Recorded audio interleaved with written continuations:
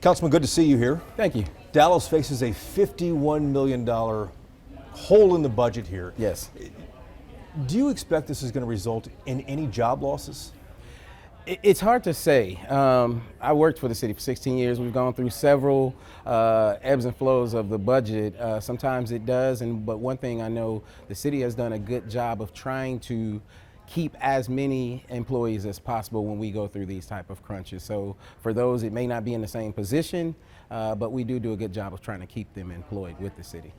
You've been around City Hall for a number of years. Yeah. Let me ask you this. Over the last decade or so, the city payroll, I'm told, has grown, but the population hasn't matched that. What's going on at City Hall? Why is the payroll being beefed up? I think you have a lot of executives coming in, and I'll be quite honest. You've heard this term before where, maybe we're a little top heavy. I think that's something I'm going to be looking into. Maybe not necessarily in terms of the number of executives, but what we're actually paying them and ensuring that it's right with the market from there, but also making sure that we're doing what we can to fill this gap, this $50 million gap. Would you support, to make sure I understand that, would you support reducing some of the headcount, getting rid of some of the jobs, or lowering some of the salaries? I'm going to ask Jack, the CFO, I'm going to ask him to just run me some numbers in terms of what it would look like if we were to reduce some of those top salaries down 3 or 4 or 5% to see what it would look like, to see if that would help.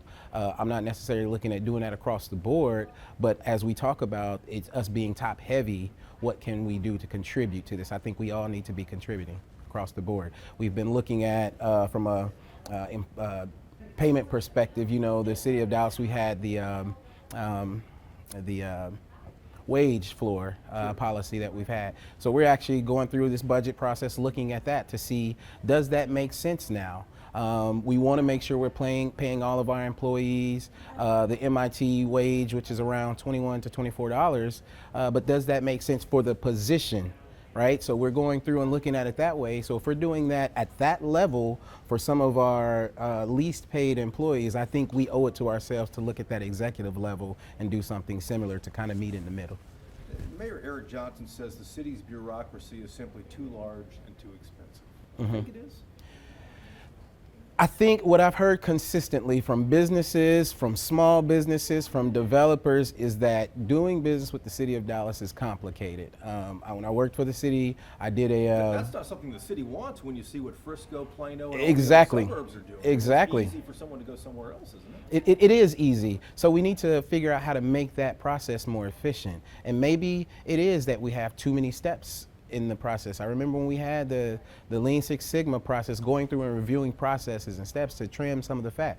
I don't disagree with that statement, but I want to make sure that we're doing it in a way that creates efficiencies, not just for the sake, to his point, not just for the sake of reducing, but actually making things more efficient that result in people wanting to do business, whether you're a developer or a small business, making it easy across the board. $51 million is still a big hole to fill. It's a fraction of the $2 billion budget, but it's still a big hole to fill. It is. How else could council make up for some of this? If job cuts might be on the table, that wouldn't be all of it, would it? No, you have to look at the other side of this, and I'm glad the mayor actually said this, but there's a revenue side of this, and looking at what we can do on the other side to bring more money in to the city, whether that's through the film industry or through property taxes, all these different other areas where we have to bring revenue, and we need to work on doing it, meeting them on that side of it too. But nobody wants to pay more property taxes. Nobody wants to pay more property taxes, and we've done a good job of reducing the property tax for the last 10 years, which is a good thing, and it is good for business. But at what point, right? I think we really have to start looking at everything. We're at a time in our budget where, just to put this in a practical way, where I start asking myself, which actual TV channels are we watching in this household, and do I need this package?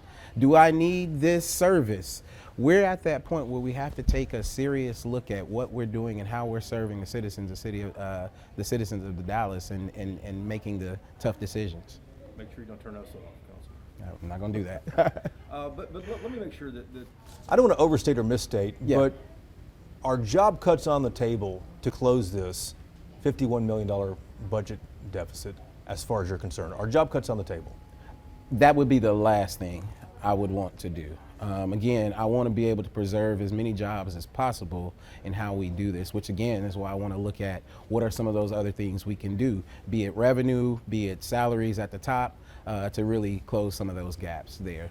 The furloughs, though, is a tough decision, but it's one of those that I think is a less painful decision for employees as Than well. losing jobs. Exactly. In March, Dallas collected 6% less in sales tax revenue compared with March of 25. But here's what I found interesting here too, our producer found. During the same time, Fort Worth collected 14% more year over year. Irving showed 36% more year over year. What are Fort Worth and Irving doing that Dallas isn't? That's a great question. I don't know. I don't know.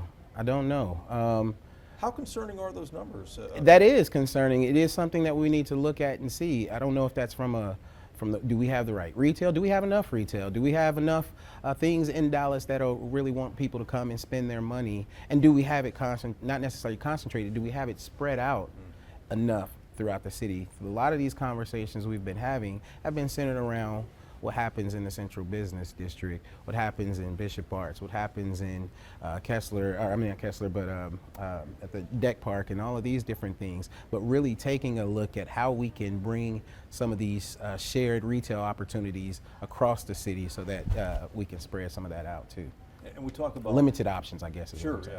yeah. You know, we've discussed the Central Business District. We've talked about the sports teams here too. Yeah.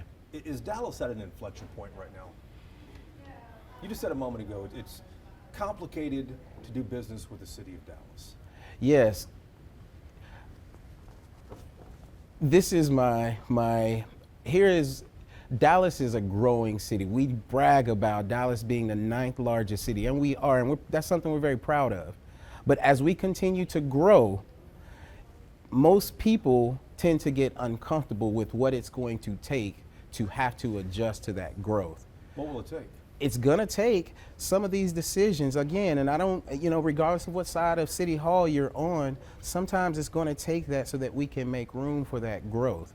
Personally, I think it is an opportunity for us to expand our business district, our downtown, and create more opportunity to receive the growth from the people that are moving from these other cities coming to Dallas. How can we make our downtowns more walkable and do those kind of things? I think it's going to take some of those bold decisions to move forward, but figuring out how we do this in a way that it's communicated in a way that we don't get such resistance in certain areas there. So, but I think we have to evolve, and it is going to take some of those tough decisions, unpopular decisions. Yeah, let me ask you about that. You're getting, or you have gotten in the past, private briefings on the future of Dallas City Hall. When's the public going to know the numbers, do you think? What it costs to stay in City Hall and reinvest in that IMP building, and what it's going to cost to move out? I think people are getting the numbers, right? We know what it's going to take. I don't remember the numbers. Like I said, it's been summer. Yeah. Well, we don't know what it's going to cost to move out. We don't know that, right? And that's what we're trying to get to. And what are the options? And what does it take? And if we narrow that down, we got to a point where we can get it narrowed down to those decisions. When they come back in the fall, we can look at that and we'll have a bigger picture of here's what it'll cost to repair City Hall. Here's what it'll cost if we move. Here's what the opportunity is if we were to do something with this space, whether that's the Mavs or any other opportunities. Here are those opportunities, and what does that get us? What does that net the city in terms of revenue? But more importantly, what does that net the city for the future of downtown? And that's the piece that I think we really need to be focusing on. Are the Mavs still in play for the City Hall site if council decides to move? Or, I mean, it seems like that they're already moving forward with Valley View. Yeah, they're moving forward with Valley View. Do you think the city can get them back downtown here? I don't know. I remain hopeful. I'll be honest. I remain hopeful. And again, it may be popular against popular belief, but I think this is what it's going to take for the future of the city of Dallas and being able, again, we talk about being open to do business. these type of conversations need to be remain open so that we can let the rest of the world know, the rest of the country know that we are open for business, and let the rest of Y'all Street, as Y'all Street continues to form, let them know that we're open. You're one of the votes that have said that, listen, it's probably time to move away from City Hall to redevelop this site down here.